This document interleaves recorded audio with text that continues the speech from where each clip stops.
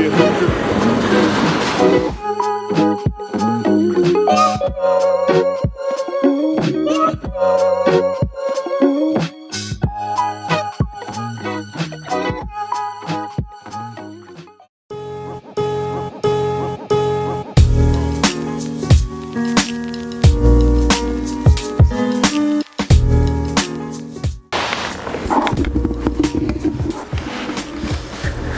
So,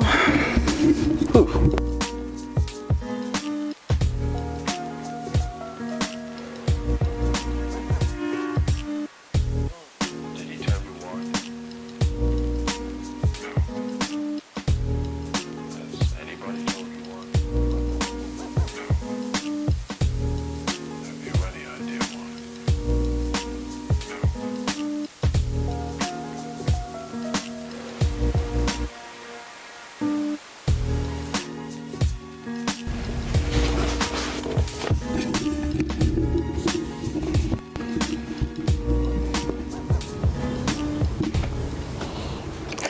hi, my name is Maggie, aka Black Hoosier Gal, and welcome back to my channel, or welcome to my channel. Now, before I get started on the topic at hand about being afraid of having black children, I do want to talk about how I started a club called Black Hoosiers. Now, I would like to hear some of your voices about being black in the Midwest, / really being black in Indiana. Doesn't matter where you're coming from, whether it's Indianapolis or Muncie or Anderson or any of those other places. I would really like to hear about your experiences. We can have some topics every week to talk about some of our woes, or some of the funny things that have happened since living here, or just to really hang out and just, be ourselves. So I welcome you into joining that club, and I look forward to speaking to some of you guys. Okay, so back to the topic at hand. Before you get started on thinking I'm a divester, I am not. I am in a committed relationship with a black man now, and I do want to have children, and I know what that means for me in regards to my experiences in Indiana, to have my skin color, my hair, my facial features that's really black, and know that there are certain issues that come up of being a black girl in Indiana, and my childhood is a reflection of those experiences. And I can say my childhood is not to blame on everything outside of my family. I feel like I was very happy with my family. Yes, sometimes I got in arguments with my siblings, but I will say that I was emotionally damaged while living in Indiana and experiencing the racism, the sexism, while being out in the public. So I want to talk about it a little bit. As you can see from the thumbnail, I was a pretty sad child, and I want to explain why that photo means so much to me at this point in my life, being 30 and 16 years away from that day that I took that photo. So when I think about a child, having a child in Indianapolis, I first think about education. I think about the schooling. I can say that I was heavily bullied, and that's not abnormal across the United States. I will say my experiences from public education to private education was very different. And I want to talk about that transition and being a black girl entering a really white space later in life after being in a black space for so long in my early educational years. So for me, I went to New Augusta South for elementary school, and my teachers were really good. If you know Andre Carson, you know his ex-wife, Mrs. Shahi, used to teach at New Augusta. She was a wonderful teacher, and Andre Carson was a great partner, a great, I don't know. He used to go on field trips with Mrs. Shahi with the kids, and the kids really did enjoy his presence. So there's nothing there. I can say I only had one teacher that didn't like me, and I don't know why, but that was on her. I did have one thing I appreciated about public schools, that because I had a speech impediment, I had access to speech therapy. And that was not something that I could have done in private school, because private schools really do have an ableist educational system. Although they try to accommodate everyone, they don't put funding in for those who have learning disabilities. And for me, I had a heavy accent that was misunderstood by almost everyone.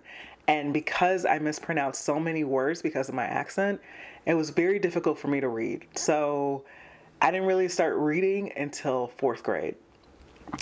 I can give you a little bit of my childhood at New Augusta.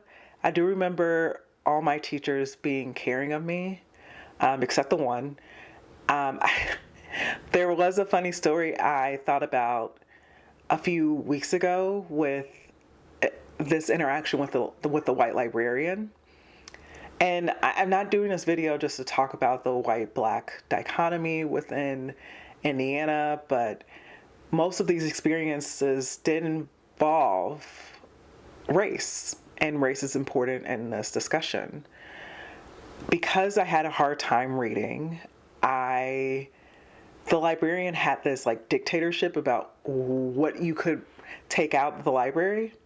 And for me, I saw like the Babysitters Club, and I thought, oh, that's a neat cover. I wanna read that. This was during second or third grade, and in this moment that I picked up this book, the librarian came behind me and said, well, can you read it? And I said, yeah. I just lied, because why not? And she sat there trying to humiliate me. And me as a child, I was so naive, and things just went over my head. And that still happens to me, because I think the best about people. But she opened the page, opened to the intro, and said, read this paragraph. I could read it. All I could get was the that was the only word I really recognized. And she told me, because you can't read the first paragraph, you can't rent this. And it was the way she did it was to try to tear me down when I think about it back then, to try to humiliate me by telling me, can you read the first paragraph? Do you know how to read this? And I don't know if it was exactly racial, because I can't remember as a child how she interacted with other children, but it's an abuse of power, definitely. And I mean, for me, it wasn't harmful as a child for me, because I was such a happy child at that point that I did not think anything of it, but I just lied, and I got caught in my lie. Whatever, let me move on and read R.L. Stein's books, which also I could read. But that was some of the positive and negative of being in public school. I will say the most positive thing is that everyone enjoyed who they were. I think as children at that point, no one was really saying, I hate being black, or I hate being Asian, or white is the way. And I really enjoyed being around kids who just, their insecurities did not stem from race. And I say this because it gets very different as I moved on in my education. So after my stint at New Augusta, I went to a charter school called 21st Century. Now, if you know about the education struggle within Indiana, you would know that charter schools became a pretty new thing in the early 2000s. It was lobbied for, and 21st Century was one of the first, I believe, and they now have been shut down for many years at this point because of the I-STEP failures, the state assessment failures by the students. And but I went there in their opening, and this is when blackness just meant different to me, because although the school was predominantly black, we did have a few white students in my class, which was the 5th grade class, and we went on to the 6th grade class. It was pretty much the same people. The teachers were almost all black, and there were certain issues that came with being at this charter school. Now, the black teachers preferred the white students over black students a lot. There was a lot of separating the white students from the black students, saying that they were talented and intelligent in certain ways that I did not agree with. I can give you a specific example where I did a project with my cousin, and my mother and my sister did my project, and it was on India, the country of India. They made it very beautiful. They put the Indian national flag colors as the background. They printed out Indian money, the rupees, and they gave a whole history of different religions and the history of how India was formed. I think they talked about the fight for independence, and we were in competition with 2 other white boys of the same age. And during this competition, the black teachers came up and kind of assessed it. Now, the other project was Scribble Scrabble. That's all it was. They sat there and scribbled everything, all this information. It was unreadable.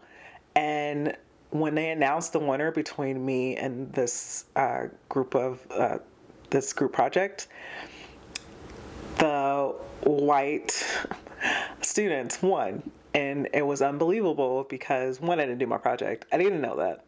But 2, theirs was just scribble on a poster. It's like they had done it just the morning before. It was disheartening to see black people prefer whiteness over those who even look like them. And it's not that I think that they should prefer blackness over whiteness. It's that I think that with black teachers, you would think you would be treated equally because they know the struggle, they've experienced it. But instead, there was this internalized self-hate that came out in the way that they treated us. And I can say that the respect level between students were high, but the respect level between student and teacher was so very low because of the way they treated us, especially most of us coming from impoverished backgrounds or working class backgrounds. I wouldn't say impoverished, just working class backgrounds. They treated us like we were going to be nothing and we were going nowhere. And that was upsetting to see and experience, especially when compared to the white students, the few white students that were present, and how they were treated. It was upsetting, and that was the first time I had been in an environment that I recognized race matters. Like in elementary school, I experienced different teachers slighting me, but I never thought, oh, this is because of racism, this is because I'm black. But there, it was weird because this is a black person mistreating you for being the exact same color as them. It was strange. And even moving from 21st century, it got worse. But before I get to the worst, I do want to talk about a few other things with the charter school. Now, in Indiana, education is a big fight because public schools have been under a lot of scrutiny, and this is why they have come up with the choice program where people can choose to have their public school students go to private schools, and they'll go ahead and apply whatever funding that was going to the public school to the private school. And the same with charter schools. Charter schools kind of entered into that flow of competing for money. With like this October, I think the October date was the count date, and when you counted the students, you just cared that they made it till October so you can get the state funding. But 21st Century was a failed project. They tried to allegedly cheat on the ISTEP while I was there. They tried to give us answers to the ISTEP allegedly, and when politicians or news anchors came in to talk about the start of the school, they weren't interested in really hearing the truth. It was more of a fluff piece for them. And so they didn't interview students. They didn't talk to students, which they're the most important part of this this equation. And I know we sign off, our parents sign off for us to be interviewed if the anchor decided to interview us. I think RTV6 was there and Fox News, the local news. I don't think WTHR was there, but those two stations came in. They did a pan of the 21st Century down. We were at Union Station at the time, downtown, and then they interviewed a few teachers, and then that was it. Now, if they would have interviewed the students, they would have known that we were not learning at the time. We were simply told to get on our computer for this A+ program to learn English, math, anything you can say. Now, I will say that A+ did a great job with math lessons because I was so far behind with math, and by the time I left 21st Century, I was advanced. Now, I was slipping in other subjects, but math was A+'s, I guess, savior? I don't know. Also, at the time, the mayor came to visit, and he didn't really speak to the students. I think they went to visit the headquarters of the Department of Public Works, where the sanitation workers are, and he told, at the time, the mayor had told students, like, this can be your job right after high school.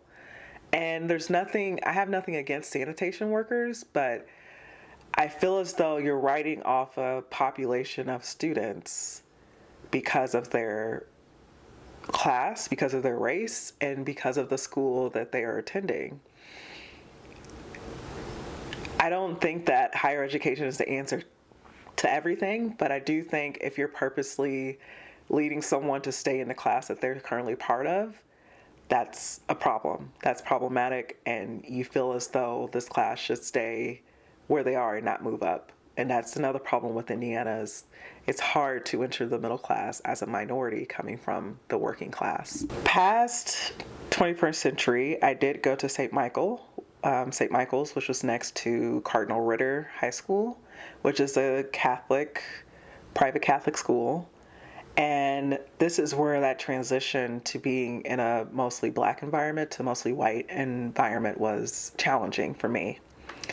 Now, when I entered, I didn't think anything of it. I just thought, okay, this is a different environment, but I've moved schools before. I was really shy. I knew that, but I knew that I should try to make friends. But when going to Catholic private schools, most of the time when you enter middle school, those people have already known each other since kindergarten. So they have their group set, and it's hard to break into that. And that was apparent when I came in. I didn't leave with friends from St. Michael's, and I definitely never went back to visit like some people. Now, while at the school, I experienced bullying, which I will say the 2 years I was at 21st Century, bullying was not a thing because of the respect level that students have for each other. New Augusta, yes. St. Michael's, yes. I have a scar from one of the bullies. It was a young boy who decided to take one of those long needles, and he was a young white boy, and stabbed me in the back with it. And I mean, I did have fat, so it didn't really go too much anywhere, but it was so painful, and I didn't know what to do because anytime I had told on someone, the principal would side with the other person, especially if they were white. If we were both black and we got into it, which I did get into a fight. Well, really, a black girl pushed me, and I told, and the principal reacted with, if either of you have any more incidents, I'll just suspend you both. And it's important when you're you're going to the later phase of high schools in Indiana. Private schools, you have to apply. There's an application process. There's like a vetting process.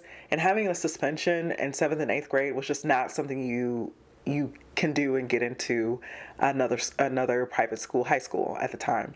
Because when you submitted applications to those high schools, you had your 7th and 8th grade 7th and 8th grade transcripts and a behavior whatever thing with it too. And this principal, like, literally, he hated me and often tried to demean me in ways. So once I got trapped into staying at the same school 7th and 8th grade, because it also looks bad when you transfer during your 7th and 8th grade, when you're applying to private schools like Cathedral High School or Rebuff Jesuit Preparatory School.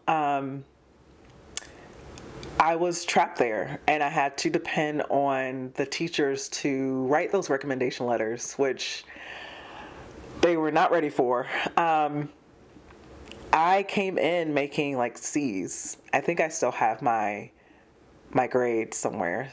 I came in making like C's, and I ended up by the end of 8th grade year having almost all A's. And despite this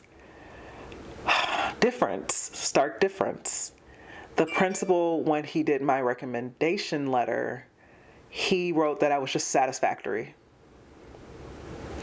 And the girl who was also applying to the same schools as me, which was a white girl, he wrote like excellent on everything that the school had sent over to him. It was disappointing because that action made my applications depend on testing scores. Because when you're applying to Rebuff or you're applying to Cathedral, they have this test that you take to make sure that you're academically prepared to enter into their college preparatory school. And with that, it was frustrating because it put more pressure on me as an 8th grader, because I didn't want to have to go to public schools because of my experiences with bullying and knowing how timid I was. So yeah, you're caught between a rock and a hard place when you're depending on people who have racial issues in order to move on in your life. And this is why that pipeline that people often talk about, that pipeline to prison, it starts with early education. When you treat students like they're going to be nothing, they often, if you beat them down hard enough, they often do what you expect them to do, what you assume they were going to do in the first place. I was so happy my family was involved in my life because they were so reaffirming of the ideas that I can do whatever I put my mind to, and that I didn't have to go on a set path, that I can build my own path. And I think as a parent of minority children in America, you have to be that rock for your child, because they're attacked all the time, and this goes for all children. They are attacked all the time. As parents, I feel as though you should play a big hand in building up your child's self-esteem. And I know that can be difficult because children go through their own phases, but I am happy that my parents kept telling me, "You're not ugly." Even when I felt like it. I never felt ugly because of my facial features or because of my skin or because of my hair. It was always things I could control, like I didn't have a butt, or I was fat, I had acne, I wanted to wear makeup. These were things that I could fix. It's not that I hate anything about my race, which I can say that a lot of people in private schools, a lot of minorities in private school have that issue. But knowing that testing played a key role now and trying to apply for Cathedral and Rebuff, I was stressed out about it. And this is why I'm a strong believer of not depending on recommendation letters. I think that's harmful for students because there are times, in general, that students cannot have a connection with the professor because the class is so large. And all they see them as is basically a grade. Like, they look them up and be like, okay, well, you received this grade. Professors in large science courses, they may not know your name unless you go to office hours every week, like I did, and they did know my name then. But most of your time in undergrad, you're spending, unless you're in a small department, there are exceptions, you're spending most of your time directly interacting with the graduate student who is assisting that professor. And so to tell for school to say, hey, especially high schools to say, hey, we need recommendation letters in order to even consider your application, that's harmful to students who are facing discrimination within the school that they're in. I just don't think that's fair. And especially from the situation I came from, where the teachers, no matter what, refused to recognize the progress I had made over the course of 2 years at their school.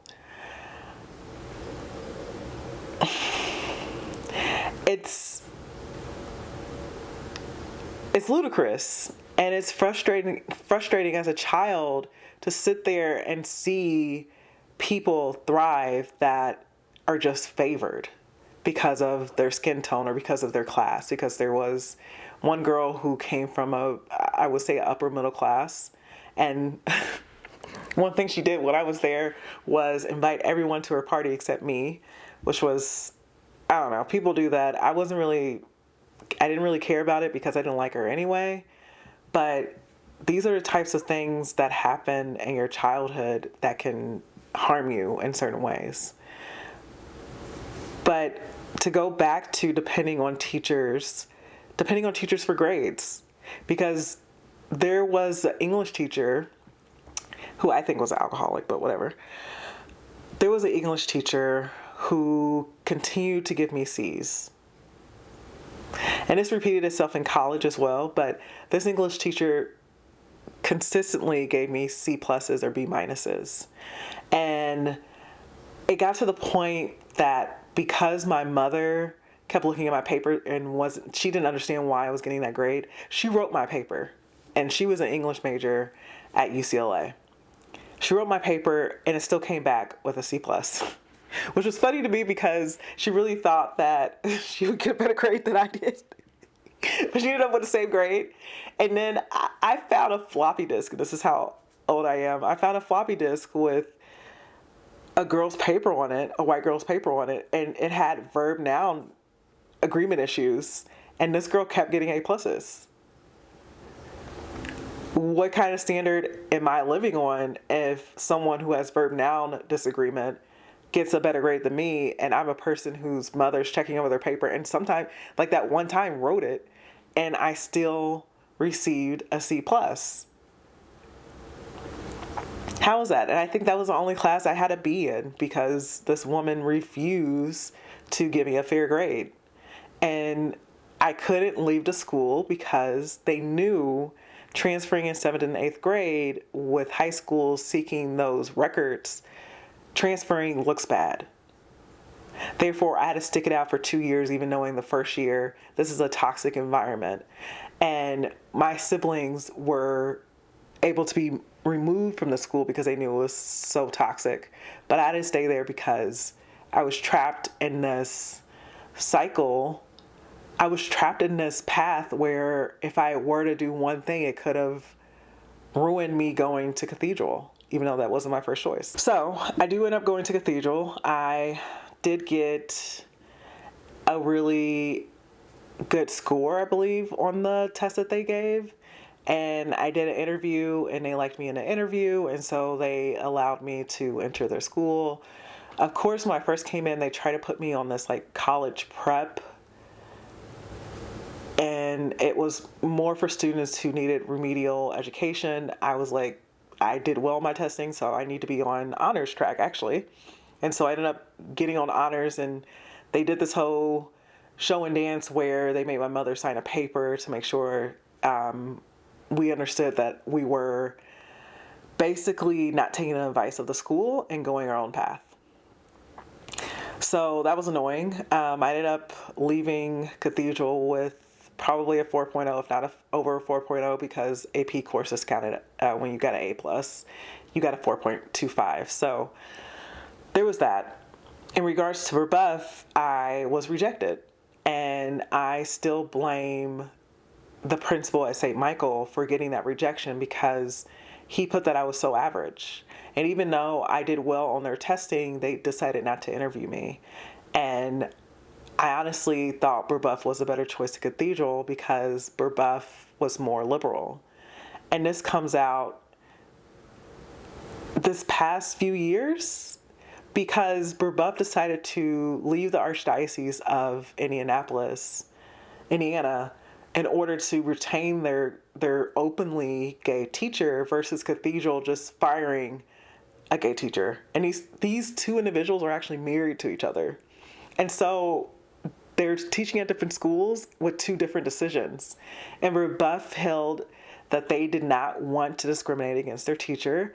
And Cathedral just said, who cares if he's been here for over 10 years? They've known that he was gay this whole entire time, but whatever. So Cathedral, as you can surmise, Cathedral was not great. There were different issues, just like St. Michael's. There were white people who said the N-word in an inappropriate way, like kind of in a mocking way, and trying to aggravate you, to provoke you. I often just ignored it. It was I would say Cathedral was pretty segregated at my time. You were either a token in a white friend group or you were in a black group. That's it. There weren't really people. I mean, there were people there was a few Asian students, and I say a few, like very few. And I think two of them left for a year because they were Sri Lankan, and I think they practiced Hinduism, and they didn't like the way Catholicism was forced on them. But outside of that, it was really just a black-white dichotomy, and it was very segregated. It was, except the football team. I can say the football team, they got together pretty often, but for girls, it was pretty segregated. I can say Black History Month was always entertaining at Cathedral. The first memory that comes to mind was a convocation for Black History where they invited a black male speaker, and he talked about two students, black and white, going to McDonald's and eating kind of like a large meal. And a black student getting the itis and the white student doing something productive instead of going to sleep, because that's what the itis is. I didn't think that was appropriate. I don't know where they found this person, but it was disappointing. And it continues to get worse. The second memory that I remember of Black History Month was in Econ class when we watched this documentary on Gary. And the main argument was that black people ruined the city of Gary.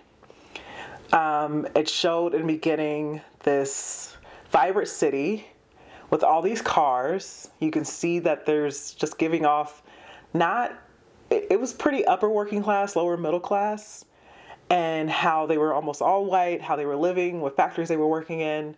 And then they went into the downfall of Gary. And with this, it begins with Jesse Jackson coming in and advocating for who would become the first black mayor of Gary.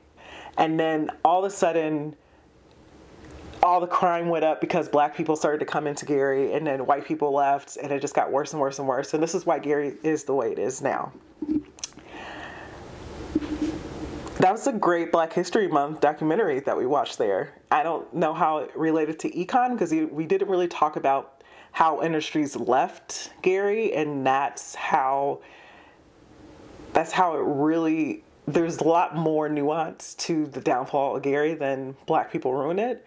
It's more black people came in and then all of a sudden the industries begin to change because they don't want to be in Gary. That gives people no jobs to really secure, and the high-paying jobs that were there are now gone. So it transforms the city, and that's not what we talked about. All we did was watch that documentary, and then that was in the class, and we never talked about it again. So I didn't see the point of why he would put that on, outside of it's Black History Month. I hate Black History Month. Why not watch this documentary? The last Black History Month memory I remember was it wasn't like an event, but we were talking about the Black Panther Party for some reason, and the teacher and the students labeled the Black Panther Party as a terrorist group. And I just felt like that was so inappropriate because they compared them to the KKK because Catholics like to talk about the civil rights movement and how they were involved and how the KKK also hated them and how they were oppressed. And when you get into an Irish Catholic school, the Irish Americans love to say we were in slavery too and look where we are now, even though their servitude was very different from slavery. And that's a whole nother discussion. But I, of course, responded with they were not a terrorist group. They were practicing their right to own guns. Like they wanted to defend themselves. And I got into this argument and it extended to the next day. And I brought in images of Emmett Till. I brought in the hanging that happened in Marion, Indiana. I brought in other lynchings that had happened. And no one wanted to look at it. All of a sudden it was, you're bringing in disturbing material, even though I'm explaining why the Black Panthers would want to own guns and show that they have guns just so, people know you can't intimidate them for the rights that they're trying to attain. We didn't even talk about how the Black Panthers came up with the free breakfast program and the different educational programs. It was basically just like the Black Panther Party is a terrorist group, just like the KKK. It made me cry because I was frustrated that no one wanted to look at the photos, and it was just like that whole, if I don't see it, if I don't hear it, I don't talk about it, then it doesn't exist.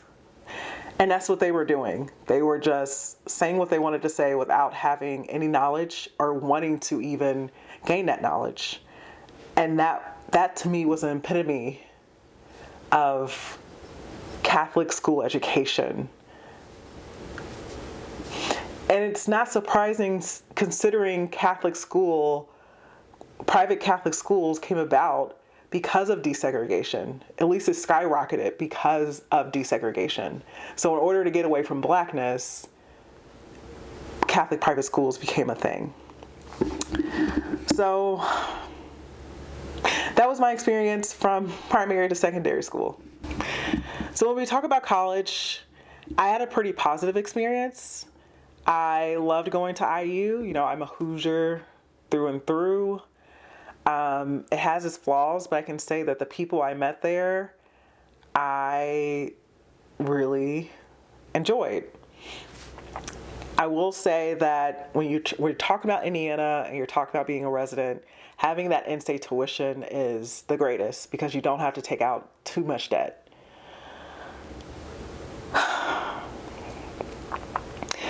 But I will say, having a Black child and knowing I have to have these conversations with what parts of town they should stay out of is something I don't want to do.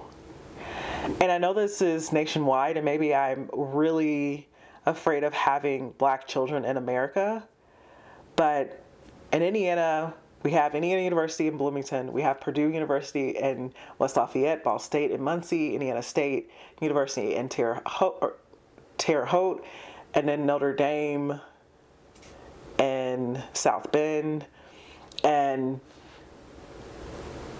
these cities, I don't know about South Bend, but I do know that Muncie, West Lafayette, and Terre Haute have sections of the city that Black people are warned not to go. And I can't believe it. I can't remember if it's east or west. It's different places, different areas in each city. But those three cities, that there is a threat when you go to a side that doesn't like Black people. And it can end up violently. Also, when it comes to Purdue and West Lafayette, the West Lafayette Police, along with the Muncie Police Department, they have had issues with police brutality, which, hint, hint, hint, involves a lot of minorities being abused by police officers. And I can link some articles below about settlements that the Muncie police have had to have because of police brutality. And then there's a recent incident on Twitter that the West Lafayette Police Department was involved in with basically, I want to say, he was kind of choking the student, and he kept saying, "I can't breathe." He kept putting his forearm on this student's neck. So I, as a black girl, I wasn't really afraid of the police, but if having a black boy go into manhood and have to go enter those spaces, it would definitely scare me. And Bloomington was all right. I had great experiences there. It was the campus people that were a problem. Indiana University is a primary employer in Bloomington. When you do enter Bloomington, you're told not to stop in Martinsville, and I would really expand that to a lot of the small towns around Bloomington. It's not very friendly to blackness. Well, I like little Nashville. Indiana is a pretty good place, but I don't know if I would feel safe being there after dark. But these areas can be threatening and scary for those who are not white. And I know that's worldwide, technically. And I know that's nationwide, definitely, here. But I would hate having these conversations because it's kind of like there are only certain places you can go where you can feel safe. And even then, you still have to watch out. As for Indiana University, I did have issues there. I only had, I think, 2 issues academically where I was dealing with someone who was racist. So one, a professor who refused to shake my hand. That's a sign that this person, and I watch them shake everyone else's hand. And that's a sign that a person is pretty racist if they refuse to even touch you. He also recommended that I not be a telecom major. Out of nowhere, he didn't really know too much about me at that point. It was kind of like, I don't want to see your face around here.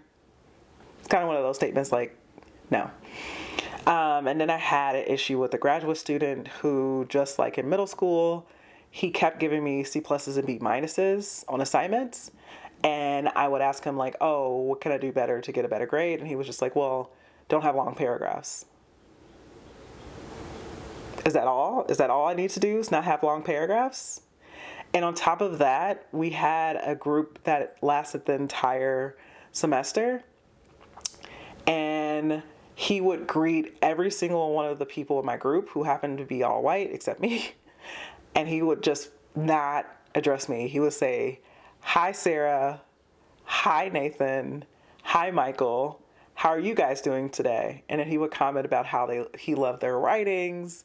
And he wouldn't even make eye contact with me. That's how bad it was.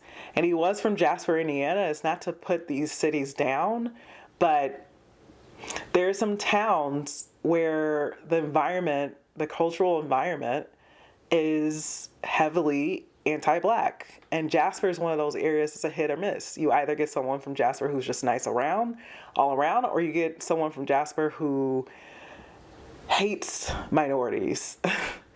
And there are towns where I feel comfortable going into, but I would never go into during an election season because tensions are heightened, especially between race.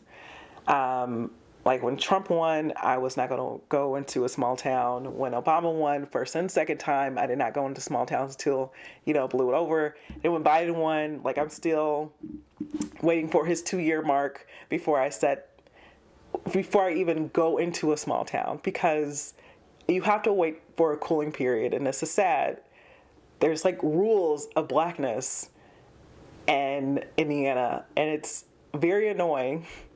I hate it, and I know this exists everywhere, but why would I want a child to have to navigate through this world in that way like I did with my experiences?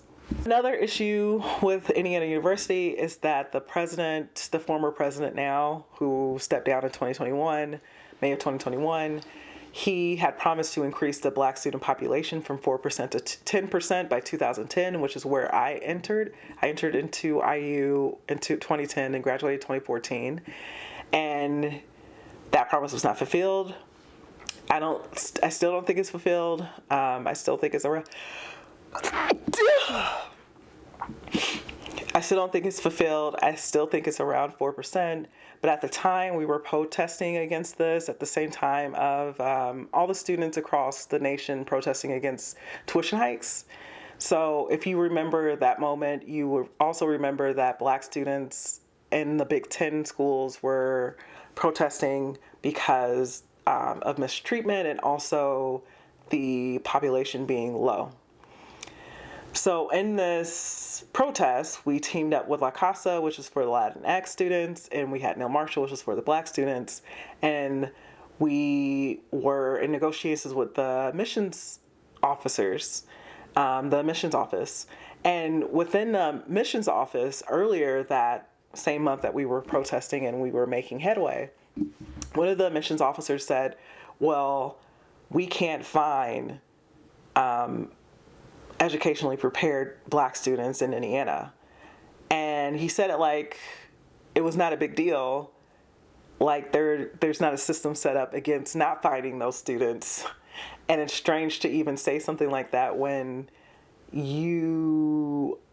don't know, I think he was working with private schools in the first place. And so he wasn't even dealing with the majority black population. So to say that you can't find black educationally prepared students, that's just an assumption.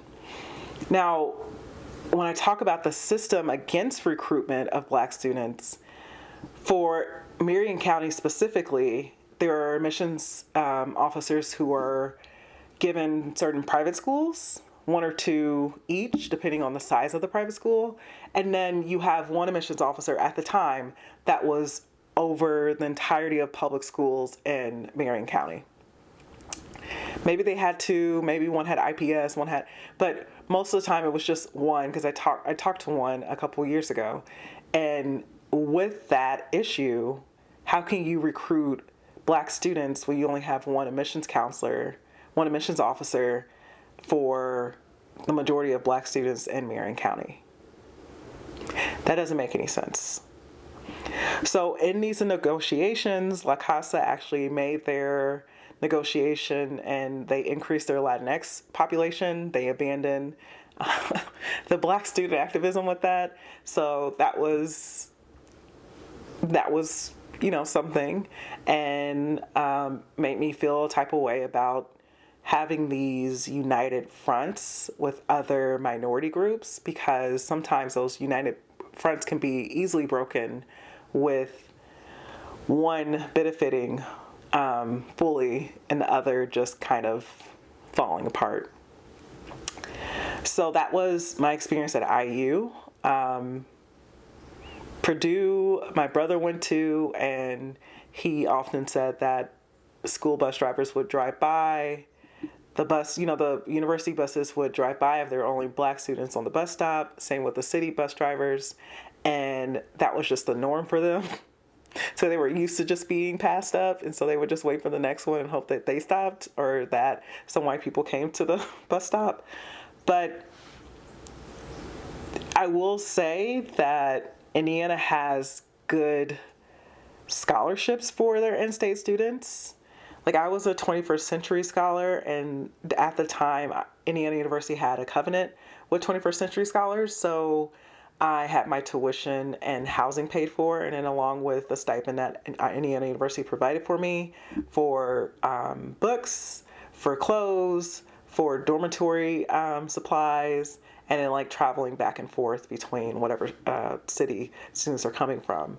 So we'll say that was great, and I don't really know of too many programming like that across the nation. I guess I never really looked it up, but 21st Century allowed me to go to university without having loans. And I do appreciate that with the state of Indiana. So the last thing I want to talk about is the job market in Indiana.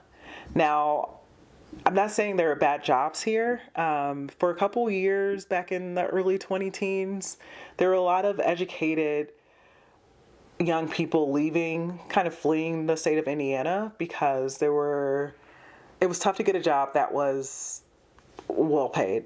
And so they were going to places like LA, Texas, Atlanta, New York. They were going to all those places to seek employment because they had better opportunity there. And this was everyone.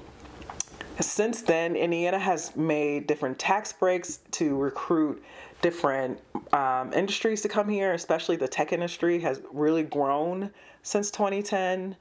And people are moving into Indianapolis for jobs now. But the difference is for Black graduates, and I'll link the Indiana Business Journal article below, is that Black graduates still earn way less than white graduates within the city. And it's frustrating because no matter what kind of networking you do, there is a ceiling for Black people at certain companies. And there's no breaking that ceiling, no matter how much education you get, how much experience you have, how many qualifications you meet, you will still be under someone who is probably less qualified than you. And it's frustrating as a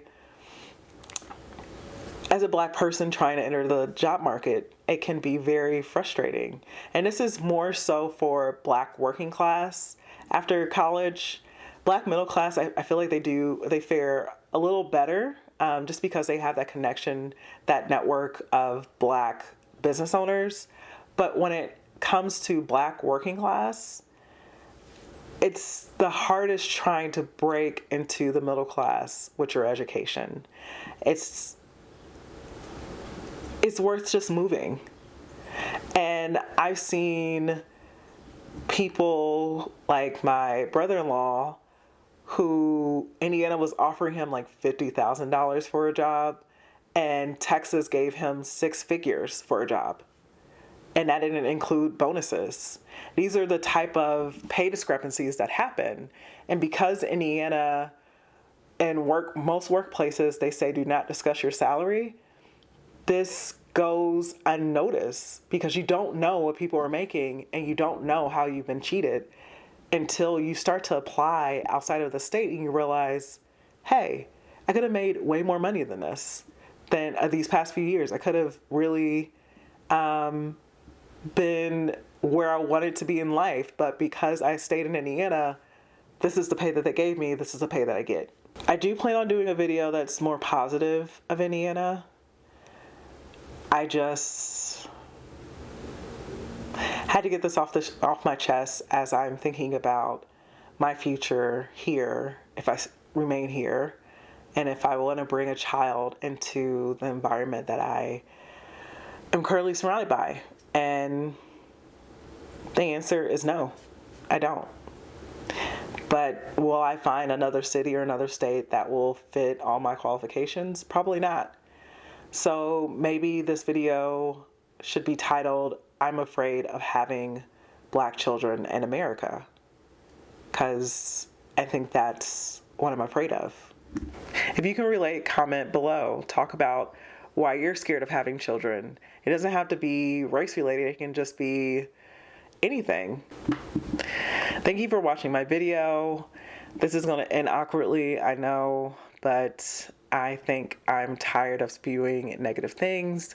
I do have love for Indiana for certain things, like, you know, the caves in the south, the dunes, there's Holiday Park in Santa Claus, Indiana. We're close to things that I love, like Cedar Point in Chicago, and the plane tickets anywhere across the nation is pretty cheap from Indianapolis as I think it's a major hub. It's more of a, you transfer here. There's a layover hub. But I plan on doing a more positive video in the future about Indiana, but this was what was on my mind as I enter my 30s and I get closer and closer to really determining whether I want to have a child or not in this day and age. Comment below if you can relate to these issues that I'm bringing up. Comment about your experiences growing up in Indiana, and if you're a parent, how you protect your child in environments that are toxic. Have a great day. Mother's Day. Get back, Morgan.